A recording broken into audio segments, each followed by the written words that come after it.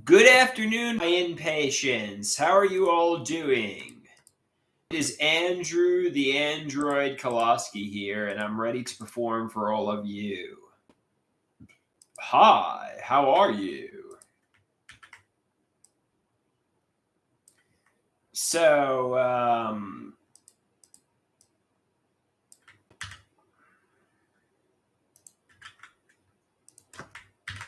I guess I have two things I can do tonight.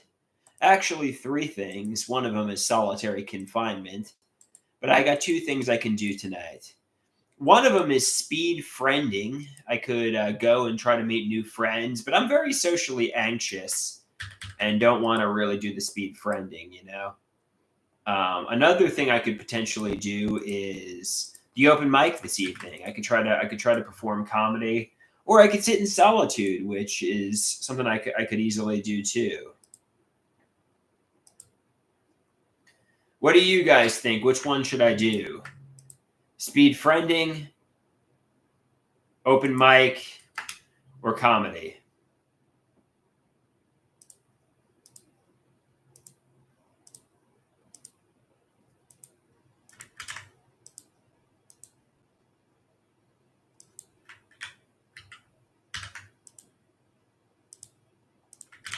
Um, all right. Let's get some. Yeah, I'm really burned out with the social media content. I really want to meet some friends and, you know.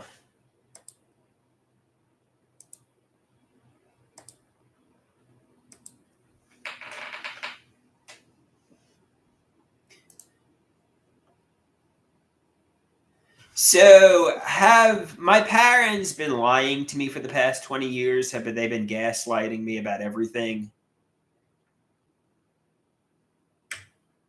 It's obvious they have been. I mean,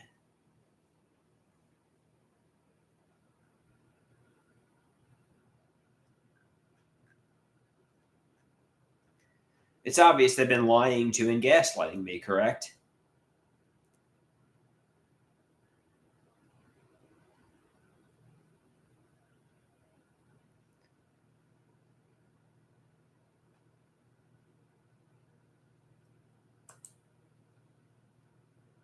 Hey, how you doing? What's going on?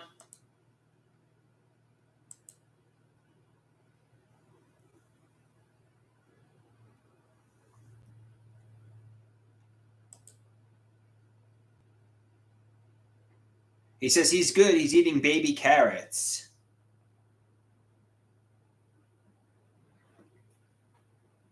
Oh, that's great, man. That's great.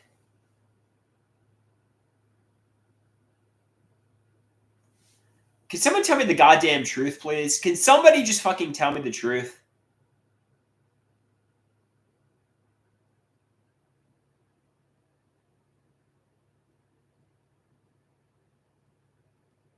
Can somebody tell me the goddamn truth, please?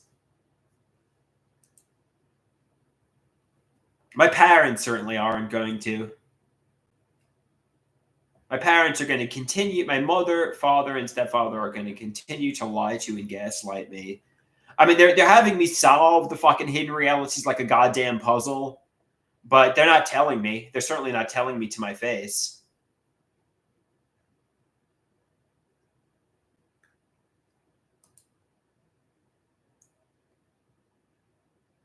Somebody says you can't handle the truth. Remember that movie? I can handle the truth. They're just afraid to take accountability because I'll be fucking angry. They want to continue to lie and gaslight me and victim blame me, basically. Somebody says the truth is you haven't taken the Lamictal. Do I even need the psychiatric medication? Do I even really need it? Am I even delusional? I'm not even delusional, am I?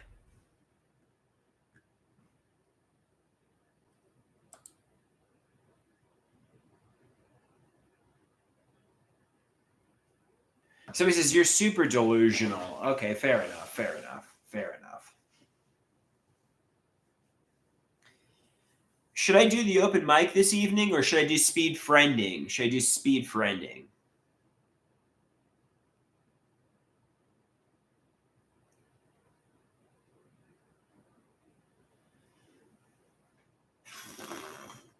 So he says, do speed friending. Actually, I'm very anxious about doing speed friending.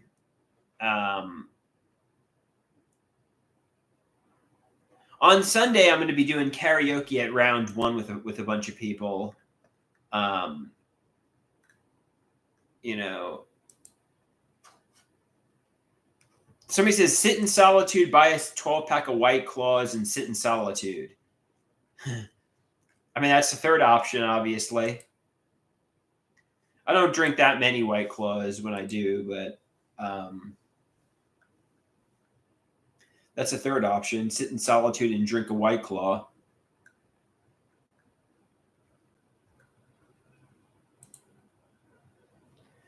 Actually, interestingly enough, we're calling up about a new medication that will be even more effective than the Lamictal. It's called Cobenfy. Right now, we need a letter of medical necessity from my psychopharmacologist, but I'm going to be switching from Abilify to Cobenfy, and yeah, it's even better than the Lamictal at controlling psychosis. So so yeah, the Lamictal is just not really the answer here. The answer is getting a letter of medical necessity and getting the Cobenfy approved. No, we're not stalling. It was called into the pharmacy, but we need a letter of medical necessity from the psychopharmacologist.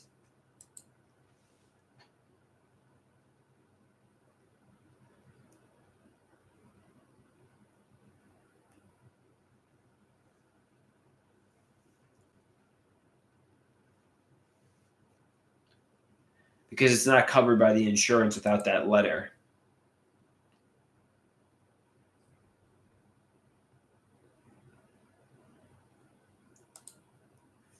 We need it covered by the insurance company because how much does Cobenfy cost without the insurance coverage? Well, I'm assuming it's pretty expensive. It's very expensive.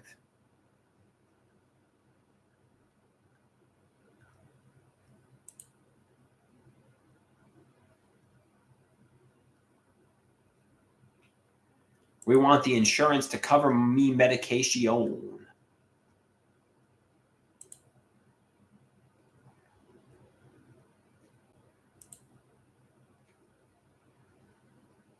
Somebody says, "What is no?" Apparently, the cost of the Cobenfy without the insurance coverage is like ridiculously expensive. Let's see how much the pills cost. Cobenfy, how much does it cost? Let's check it out. Google. I mean, it's just so unaffordable that you can't even afford it without the insurance. How much does it cost? How much? How much does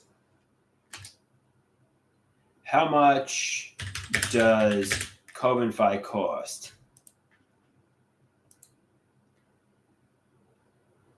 The price is $1,850 per month, and without the insurance, it's just ridiculous. So yeah.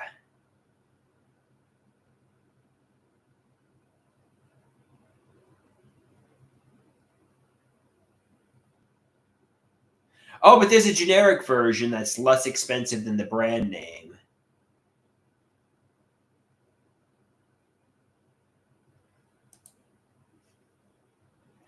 So what is my What do you mean? What is my fantasy? Obviously, I want a romantic partner. Are you talking like what is my fantasy when it comes to women, or what is my fantasy about? Like what do I hope to achieve in terms of a career? I want to star in a movie someday. I want to be in a documentary. I want to perform on camera with somebody. Or what is my fantasy when it comes to women? Like what type of fantasy are you asking, TV?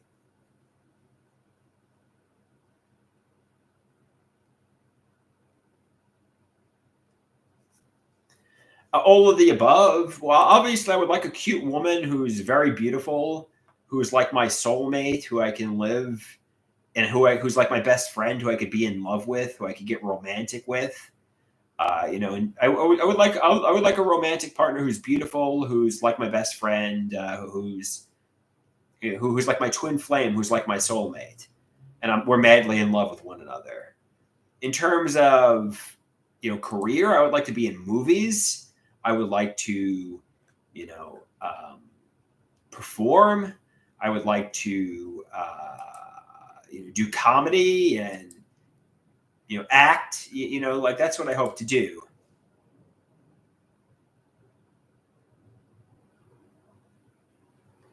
So those are my dreams. Obviously, meeting like a beautiful woman who's like my best friend, who's like my soulmate and twin flame, and having a good acting career or comedy career or performance career or just something where I have purpose and my self-esteem is not daydreams. My self-esteem is really grounded in real life, not fantasy. Right now my self-esteem is a fantasy world basically.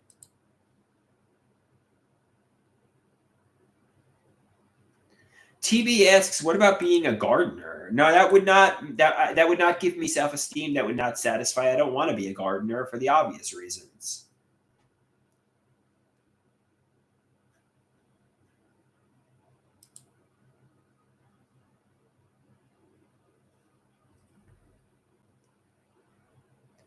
The obvious reasons are that's just not my passion. That's not what I'm passionate about. That's not what I'm into. I don't want to be a gardener because a gardener is not my passion in life. My passion is performance, being creative, doing artwork, that kind of stuff. I mean, there are people who like to garden, and that's not my cup of tea. That's not my cup of tea. My cup of tea is more performative.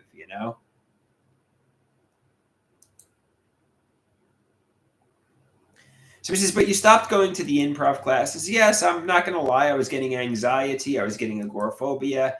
I want to hide at home in my solitary Joanne Greenberg world. I want to hide at home, because I feel self conscious. I feel defective. I feel damaged. I feel like the elephant in the room, and I just want to hide at home.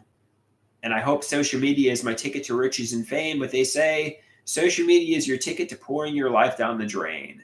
So get out there, do the open mic, get out there, live your life, and who knows? Maybe you'll. I'm 37 years old, Kevin. I'm 37 years old.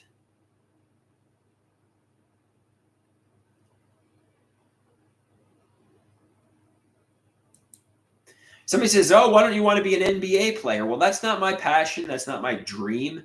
I'm a little too old to be an NBA player physically. Somebody says you might be too old to be a successful actor.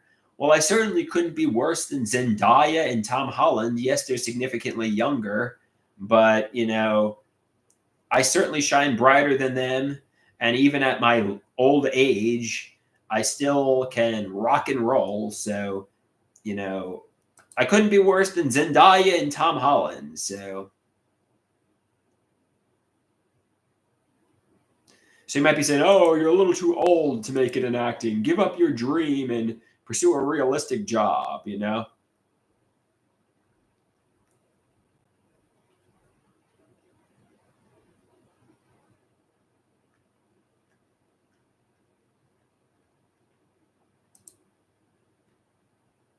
So he says, "Do you want to rock and roll all night and party every day?" Actually, I go to sleep at 8 p.m.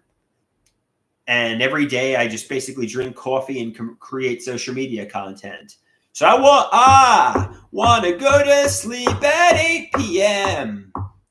Get up really early, then have a cup of coffee and perform and do pretty much generic and boring things. I'm a boring guy, man. I'm a boring guy. I'm not as interesting as you people think. I go to sleep at 8 p.m. I barely socialize with people. I drink my cup of coffee in the morning, actually, various cups of coffee.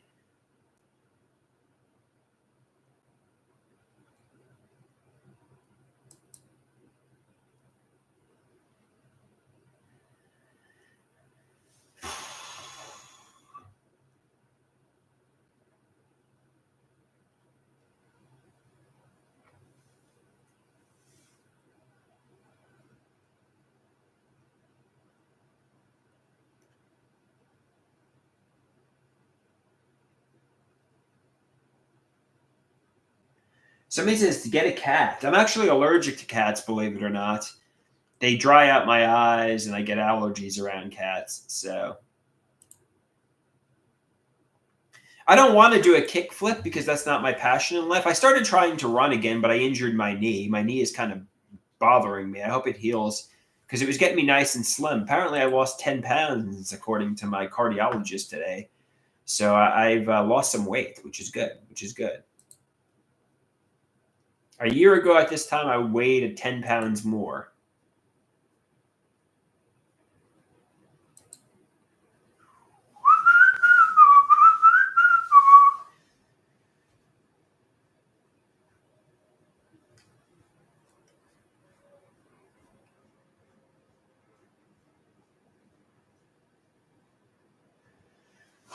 All right, guys. I mean, I could practice my comedy or I could just go out there.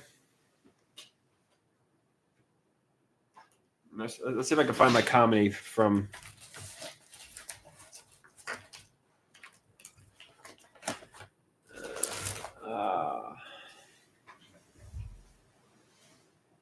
I gotta prepare comedy. Shit. I lost my set list. Where is my set list? Damn it. Where is my set list?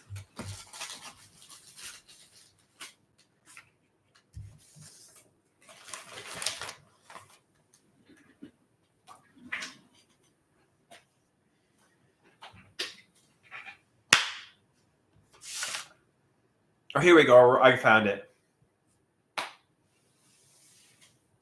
So, should I practice my stand-up comedy for tonight? Let's give this a try here.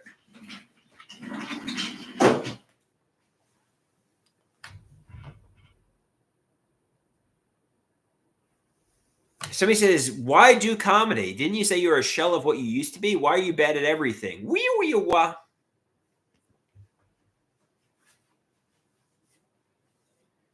So, all right, I'm going to perform comedy for you guys. Hooray!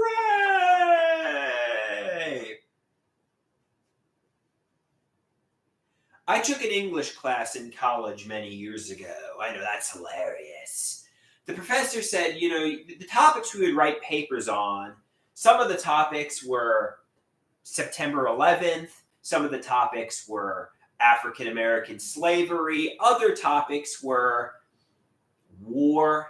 I mean, these aren't topics you could write, you know.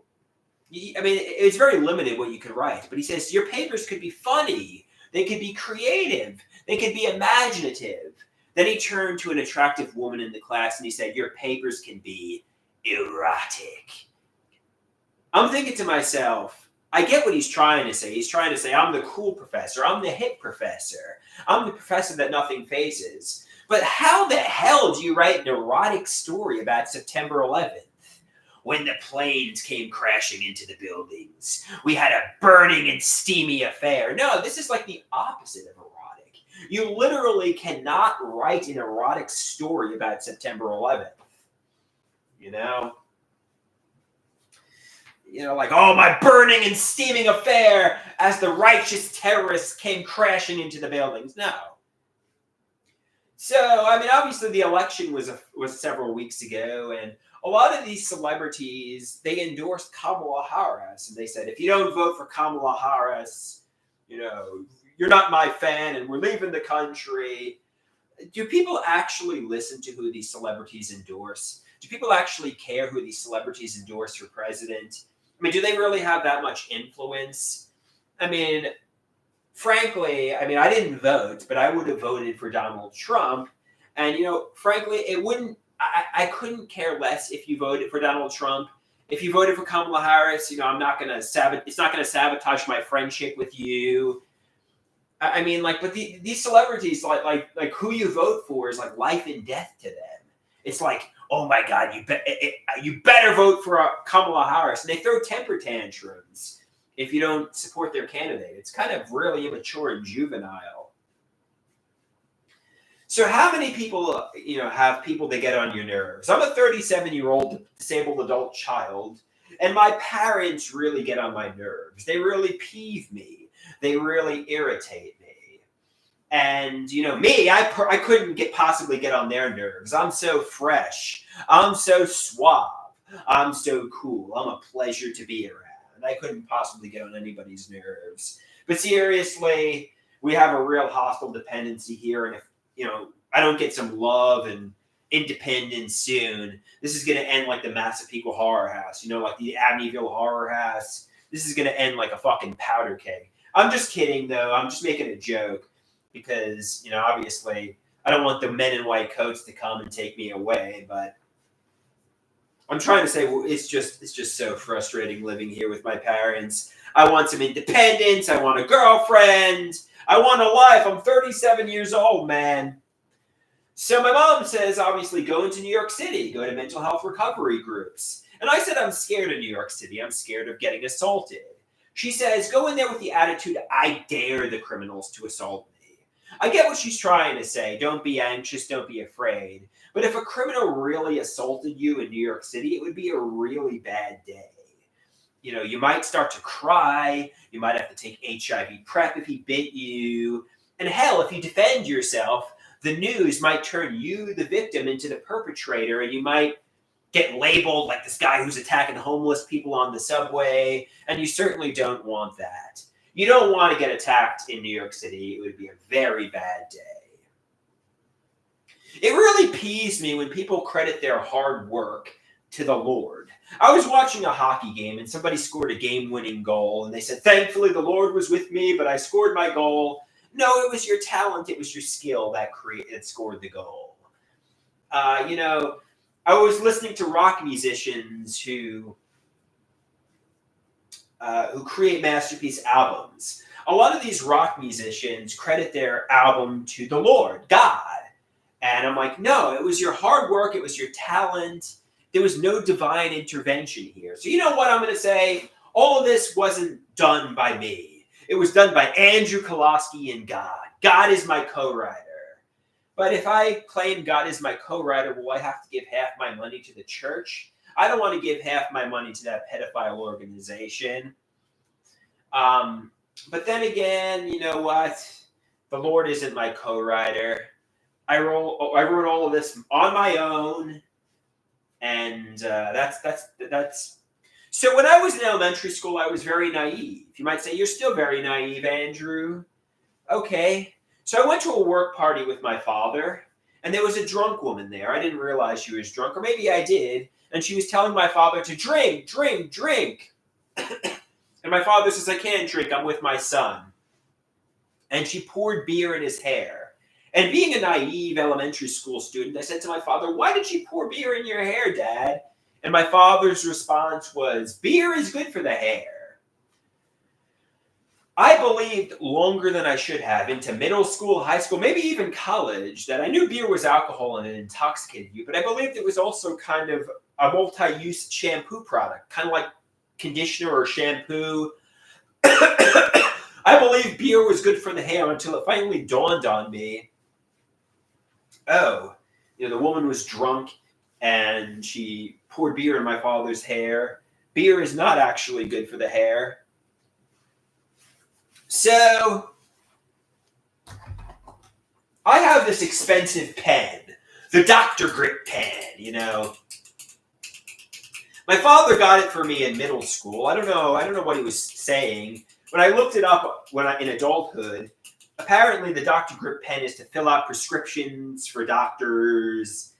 And, I'm like, okay, fair enough. But, I was really proud of the pen in middle school, and somebody stole the pen from me, and,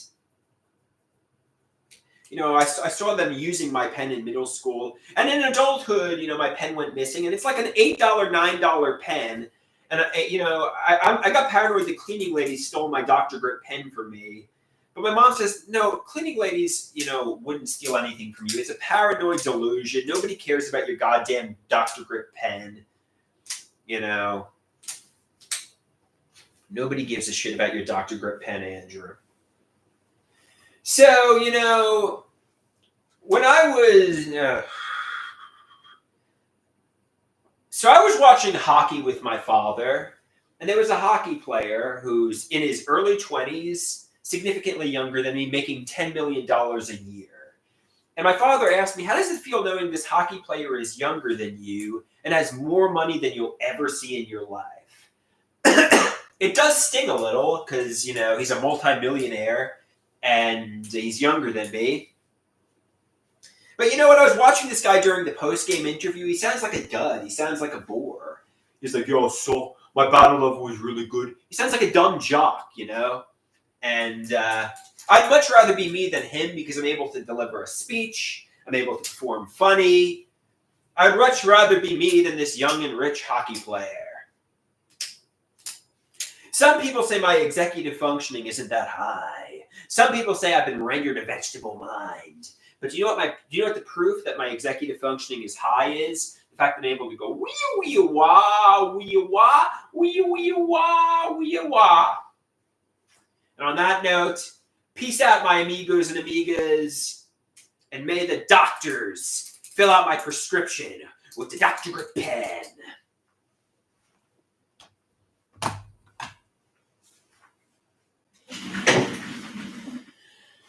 All right, that's my comedy act for this evening. And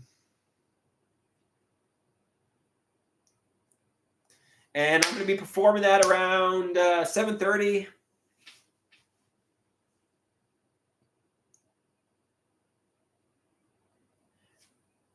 Vegetable Mind throws a tomato at me. He says it was a shit act. All right, even so, it's going to be fun to get out and socialize with people. Maybe I'll do a song, too. You want me to do any of my songs? Maybe a vegetable mind staring into a Brussels crow is actually eerie. You never know.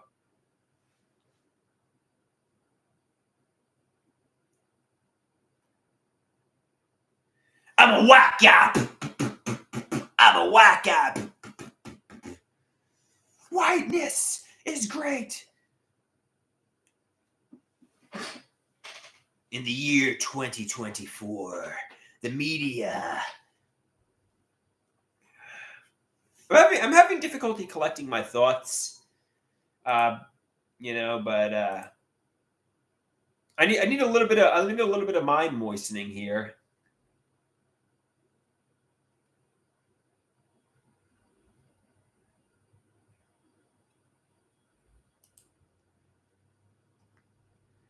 No, I'm still taking Abilify 10 milligrams at the moment, guys. I'm still taking Abilify 10 milligrams at the moment.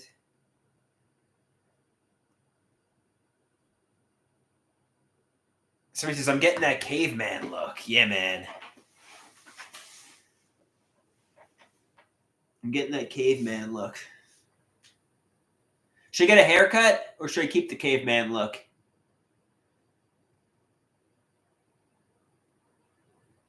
Somebody says, how can you find a woman? How can you find... somebody asks, where can you find the miracle pill?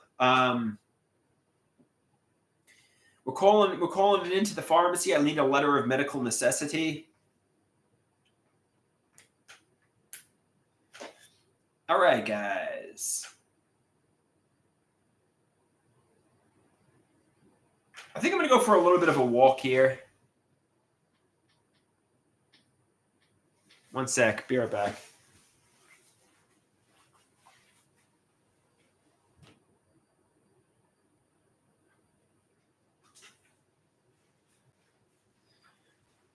Okay. Oh, my mother's calling. I'll call my mother, mi madre.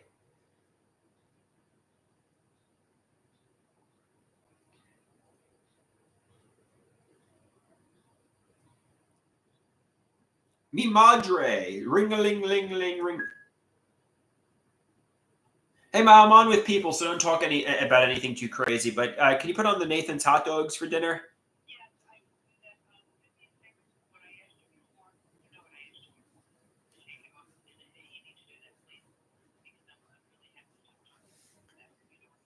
Yeah. So.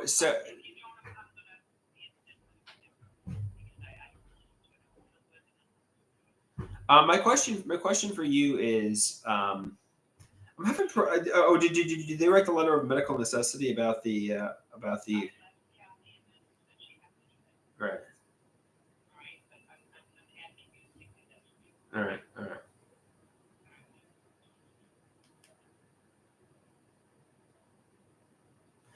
All right, guys. Adios, amigos and amigas.